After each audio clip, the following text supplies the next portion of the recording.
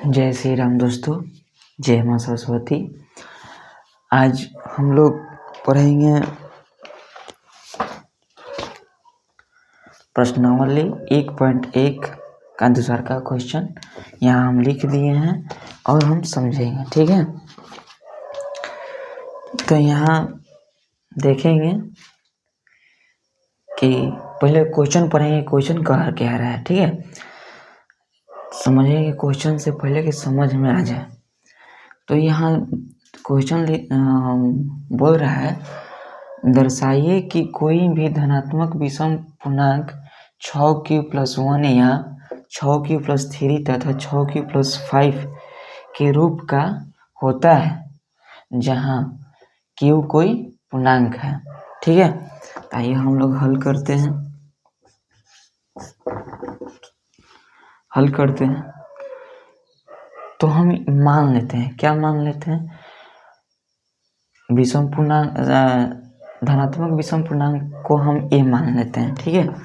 माना कि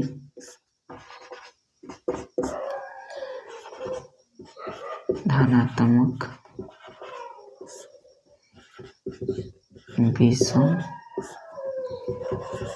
पूर्णांक क्या है, a है। a मान लिए, उसके बाद 6 को हम मान लेते हैं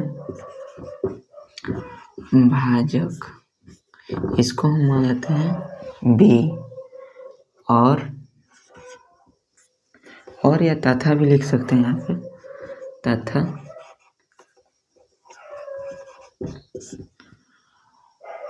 हम एक शेष को हम मान लेते हैं r, शेष को क्या मान लेते हैं हम r, ठीक है। अब यहाँ शेष तो यहाँ 1 है, 3 है, 5 है, ठीक है। तो हम यहाँ लिख दे रहे हैं 0 1 2 3 4 5। हम यहाँ 5 तक लिख दिए। यहाँ 5 तक ही क्यों लिखे हैं, आप लोगों को माइंड में आता होगा कि 5 तक ही क्यों सर लिखे हैं। तो आपको बताते चलूँ, 6 से अगर 11 में भाग दीजिएगा, 6 एकम 6 घटाइएगा तो कितना बचेगा 5। तो ये 6 से छोटा ना हो गया, इसके कारण यहाँ शेष कभी भी होता है तो भाजक से छोटा होता है, इसके कारण हम 5 तक ही लिखे हैं, ठीक है। समझ में आया। इसके आगे हम लिखेंगे जब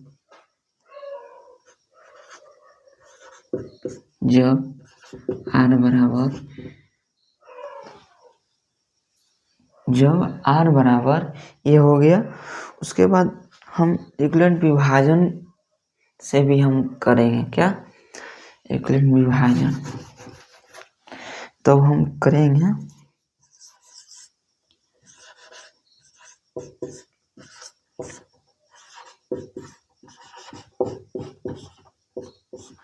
विभाजन, ठीक है, सॉरी, विभाजन, इक्विवेलेंट विभाजन प्रमेयिका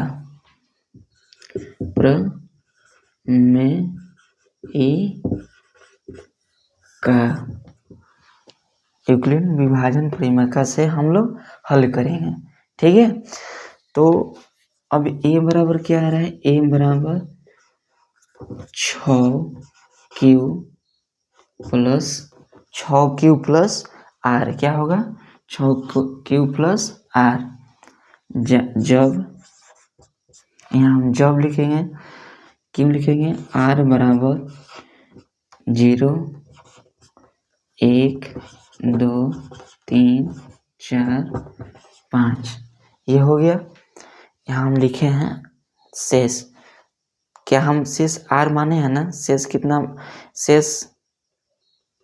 शेष को हम क्या माने हैं r कितना है, इतना है, 0 से लेकर 5 तक, 1 2 3 4 5, 0 1 2 3 4 5, ठीक।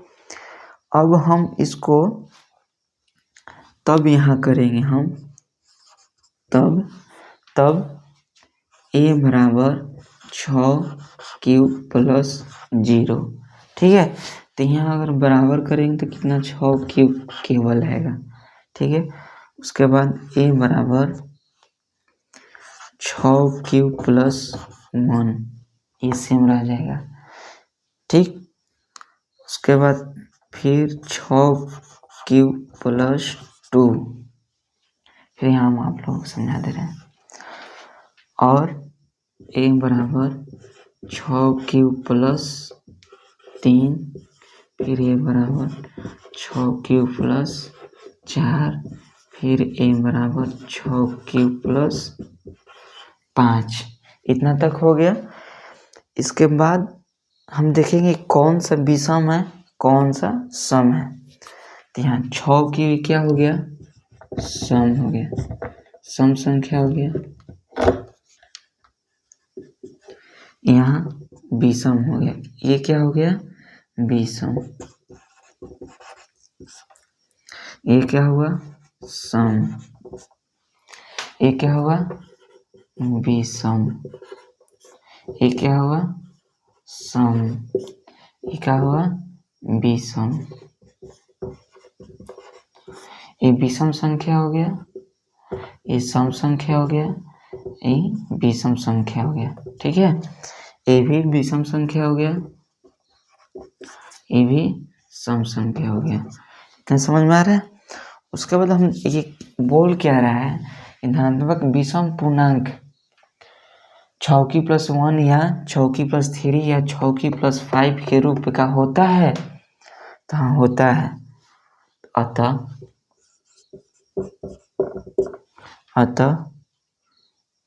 यहाँ अतः लिखेंगे, अतः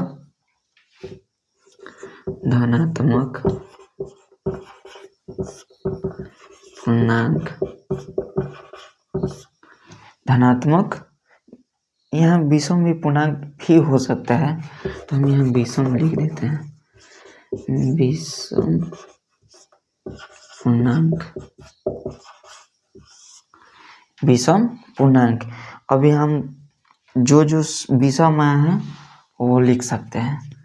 6 क्यूब + 1 आया है, 6 क्यूब + 3 आया है, और 6 तथा, यहाँ तथा लिख देंगे, तथा 6 क्यूब + 5। ये क्या है, विषम पूर्णांक है। क्या है, विषम पूर्णांक। 6 धनात्मक विषम पूर्णांक इतना इतना तथा इतना के रूप में है। ये आंसर हो गया। ठीक है, आप लोग स्क्रीनशॉट ले लें और समझ लें। अगर नहीं समझ में आया हो तो कमेंट में बताइएगा लोग कि समझ में, यहाँ सर समझ में नहीं है। उसके बाद फिर से हम इसको समझाएंगे। ठीक है, थैंक यू।